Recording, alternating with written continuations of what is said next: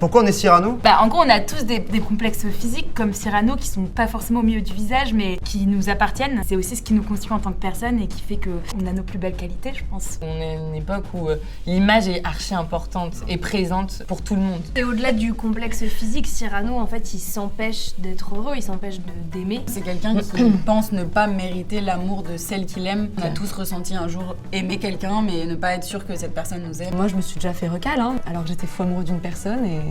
Tu t'es jamais fait recal, toi?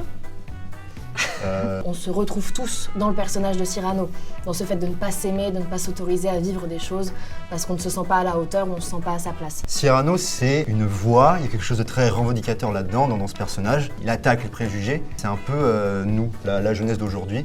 Chacun a une voix, quelque chose à défendre, et cette voix mérite d'être entendue, d'être défendue. Et chacun des personnages, en fait, a sa part d'ombre. On peut s'attacher autant à Cyrano parce qu'il est incroyable, mais aussi à tous les autres personnages qui, eux aussi, finalement, dans cette thématique de l'amour, ont quelque chose à défendre.